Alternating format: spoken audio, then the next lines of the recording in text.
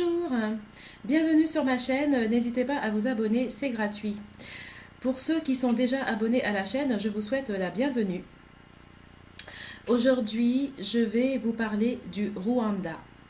Je vais vous parler du Rwanda, comment j'ai découvert le Rwanda en 1994, d'une façon très tragique, mais aussi avec une belle histoire. Alors je me présente, je m'appelle Lucie. Je ne suis pas rwandaise, je suis franco-ivoirienne, française et aussi ivoirienne. Et j'ai découvert le Rwanda en 1994 d'une façon très tragique, mais aussi avec une belle histoire par la suite. Et c'est ça au fait le paradoxe sur la Terre, sur notre planète la Terre. Le paradoxe, c'est qu'il y a des histoires terribles, des histoires qui sont très tristes, des histoires vaches, des histoires horribles, et que souvent les histoires les plus vaches sont mélangées avec des rencontres, avec des belles histoires, avec des histoires d'amitié, des histoires d'amour. Et vous savez que les histoires d'amour, les histoires d'amitié ne tombent pas forcément dans les plus belles périodes. Et aussi pendant les périodes de guerre, c'est horrible à dire, mais pendant les périodes de guerre, pendant les périodes de haine, pendant les périodes de conflit, ça arrive aussi que vous tombiez dans des belles histoires d'amitié, des belles histoires d'amour. Et malheureusement, des fois, les plus belles histoires d'amour ou les plus belles histoires d'amitié ne tombent pas forcément dans les plus belles périodes. Et des fois, vous avez des périodes de guerre où vous avez eu les plus belles histoires d'amour et les plus belles histoires d'amitié. Et c'est ça, au fait, qui est triste sur notre planète, la Terre. C'est que les périodes de guerre, les périodes difficiles sont toujours accompagnées de belles histoires à côté. Donc c'est ce mélange de vilaines choses et de belles choses au fait qui fait un petit peu souffrir la Terre et qui fait souffrir la planète. Et c'est d'ailleurs pour ça qu'on nous dit, c'est pour ça qu'on nous dit d'ailleurs, on nous dit toujours que le paradis sur la Terre ça n'existe pas. Parce que le bonheur parfait au fait, le bonheur parfait ça n'existe pas parce que la tranquillité, le bonheur parfait est toujours un peu bafoué par des choses des fois qui ne sont pas toujours très belles à côté. Donc voilà. Alors je vais vous raconter comment j'ai découvert le Rwanda en 1994. Comment j'ai découvert le Rwanda? Comment j'ai découvert le Rwanda en 1994? Alors à l'époque, je vis en Côte d'Ivoire. Je vis en Côte d'Ivoire à l'époque avec mes parents puisque j'ai passé toute mon enfance en Côte d'Ivoire. Et je suis née en France et après mes parents ont décidé de s'installer en Côte d'Ivoire. Donc je me suis retrouvée toute petite en Côte d'Ivoire, dans la ville d'Abidjan, en Afrique de l'Ouest. Donc la Côte d'Ivoire qui est très très très loin de l'Afrique de l'Est. C'est pas à côté. Et donc à l'époque, je vis en Côte d'Ivoire avec mon père et mon père est un professeur de géographie. Mon père est un professeur de géographie et j'en ai marre à l'époque parce que mon père a des documents qui traînent partout. Il est professeur donc il a des dossiers partout, ses copies qui traînent. Il passe ses week-ends à corriger ses copies, il me parle jamais. Il me parle jamais, au fait, il m'explique jamais rien. Et en géographie, c'est pareil, il me parle jamais, il m'explique jamais rien. Et moi, quand je me pose une question de géographie ou d'histoire, je suis toujours obligée d'aller chercher dans les dictionnaires, dans les bouquins. Tout simplement parce que je ne peux pas compter sur mon père. Voilà, parce que si j'ai besoin d'un renseignement, c'est sûrement pas mon père qui va m'aider. Donc moi, toute petite, je me rappelle, j'ai 6 ans, 7 ans, et je suis obligée de me débrouiller toute seule. À 7 ans, à 8 ans, j'apprends à chercher dans les livres. Parce que je sais que si j'ai une question, c'est pas mon père qui va venir m'aider, c'est pas mon père qui va me donner la réponse. Ça, c'est clair. Que ça soit en histoire ou en géographie, je ne peux pas compter sur mon père dans n'importe quelle matière. Je ne peux pas compter sur mon père. Et d'ailleurs, pour n'importe quelle question, au fait, pour n'importe quelle question de la vie, je ne peux pas compter sur mon père parce que de toute façon, il ne m'aidera pas et il ne me donnera pas de réponse. Donc c'est à moi toute seule d'aller chercher les choses et c'est à moi toute seule de me débrouiller. D'ailleurs, je crois que je ne suis pas la seule enfant dans cette situation. Et que même en Afrique, il y a plein d'enfants comme ça qui doivent aller chercher les choses. Des enfants à qui on n'explique rien et qui doivent chercher à comprendre tout seuls ou à se débrouiller avec leurs bouquins d'école, leurs livres. Donc c'est comme ça que moi je me débrouille, j'apprends à aller chercher les choses. Alors, à l'époque, je n'ai jamais entendu parler du Rwanda. Je ne connais pas le Rwanda. Et je suis désolée de le dire, hein. Ça va peut-être pas être flatteur pour vous, les Rwandais, je suis désolée de vous dire, mais à l'époque, je ne connais pas le Rwanda et je n'ai jamais entendu parler du Rwanda. Et je ne sais même pas que c'est un pays qui existe, au fait. Je ne sais pas que c'est un pays qui existe. Et même sur les cartes, des fois, mon père, il laissait des cartes sur son bureau, puisque c'était un professeur de géographie. Alors, je ne sais pas si c'est parce que je regardais pas bien la carte, je ne sais pas ce qui se passait, mais je n'ai jamais vu le Rwanda. Je n'ai pas fait attention, en fait, et je ne savais pas que c'était un pays qui existait. Et encore moins la capitale Kigali, j'en avais jamais entendu parler. Donc voilà, à l'époque, je n'ai jamais entendu parler du Rwanda, que ce soit dans un journal, que ce soit aux informations, même en Côte d'Ivoire, jamais, mais on m'a jamais parlé du Rwanda.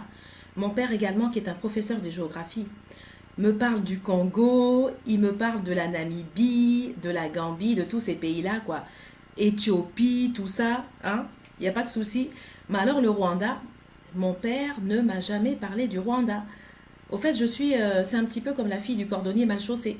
Je suis la fille d'un professeur de géographie. Je ne sais pas que le Rwanda existe parce que mon père ne m'a jamais parlé du Rwanda. Et même moi, j'ignore complètement ce pays. Alors, je sais qu'à l'époque, on parlait beaucoup du Congo. En Côte d'Ivoire, j'entends beaucoup parler du Congo. Donc, j'entends parler du Congo. La Centrafrique, le Congo, le Togo, le Ghana, la Namibie, la Gambie, etc.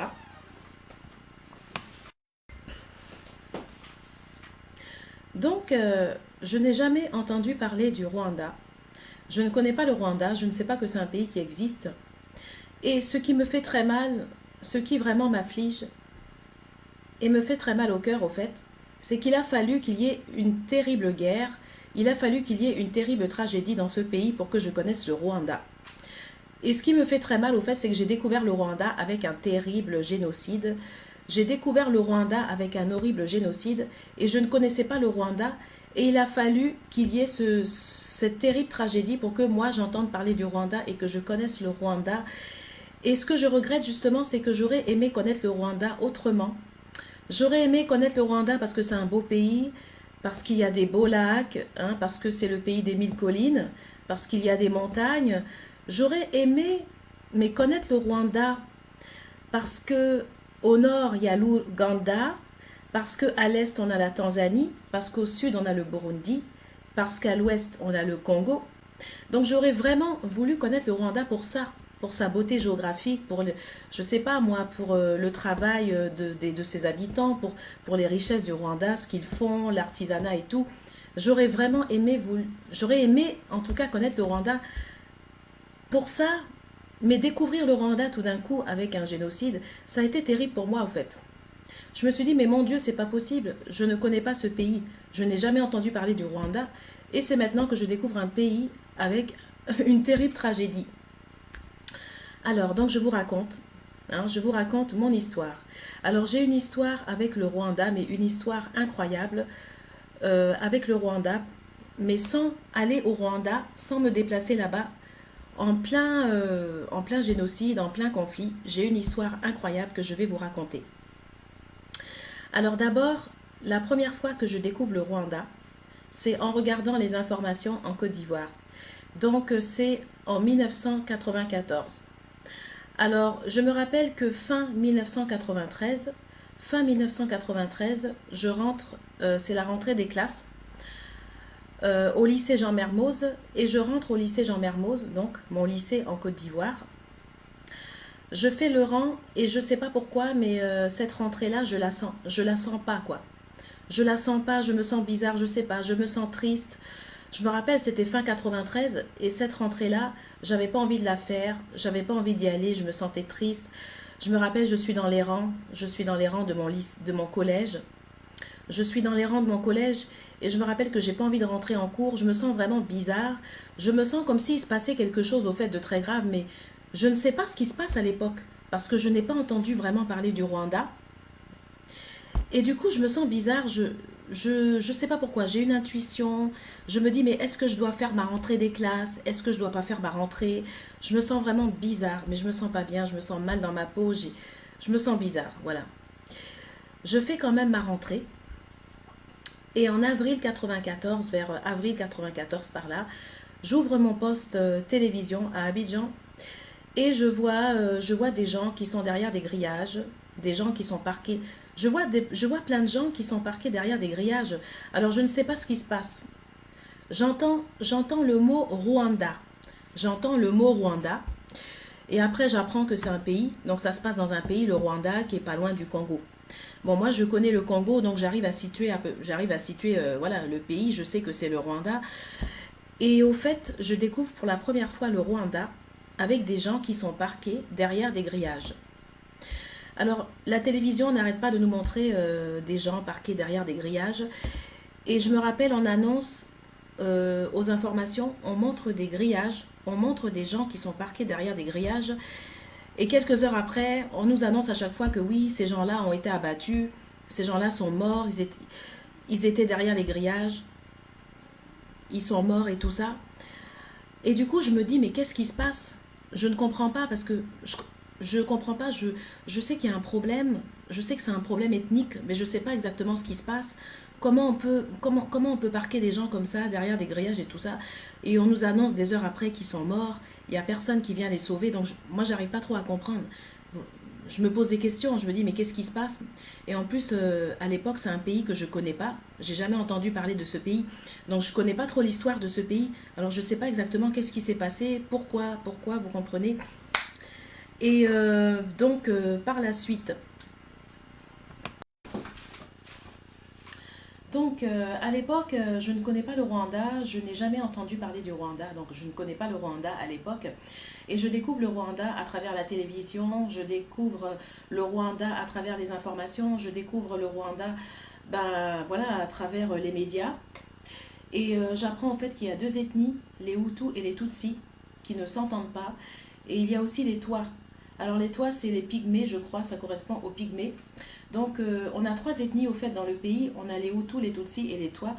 Et j'apprends que les principales ethnies, les Hutus et les Tutsis, ne s'entendent pas. Et ça viendrait au fait de la colonisation. Voilà, c'est que pendant la colonisation, les Européens ont tout fait pour diviser au fait les populations. Parce que si les Africains, si les Rwandais étaient unis, si les Rwandais s'unissaient, eh ben, ils pouvaient être forts et ça pouvait empêcher la progression de la colonisation. Donc la stratégie au fait de la colonisation, c'était le fait de diviser les peuples pour pouvoir mieux régner au fait. Donc c'est cette stratégie qui a été adoptée de tout faire pour créer des histoires entre les Hutus et les Tutsis et diviser les Hutus et les Tutsis. Et apparemment, ça a très bien marché puisque hein, les communautés ont commencé à ne pas s'entendre avec des tensions raciales. Mais ce que je voudrais dire au fait, c'est que au fait, entre ces communautés, malgré les tensions raciales, il n'y a pas que de la haine dans ces moments difficiles du Rwanda, dans les périodes difficiles de l'histoire du Rwanda. Il n'y a pas eu que de la haine, mais il y a aussi eu de très belles histoires. Entre Hutus et Tutsis, il y a eu aussi des belles histoires d'amitié, des belles histoires d'amour. Il y a des Hutus qui n'étaient pas d'accord avec la manière dont étaient traités les Tutsis au Rwanda. Et il y a des hommes Hutus qui ont épousé des femmes Tutsis qui ont épousé des Hutus, et qui ont su vraiment vaincre toute cette tension raciale au fait et être vraiment plus fort que tout ça et au-dessus au fait de tout ça. Et ce sont vraiment des héros voilà, dans l'histoire du Rwanda. Alors après, on commence à voir aux informations, on commence à nous montrer des gens qui sont découpés à la machette, donc des gens qui sont carrément découpés, mais quand je dis découpés, c'est des gens qui sont découpés à la machette, carrément aux informations. Et moi, j'avais jamais vu ça, franchement, parce que j'avais regardé des informations, même étant petite, mais je sais pas, mais j'avais jamais vu un truc comme ça. Alors, je regarde, je me dis, mais c'est pas possible.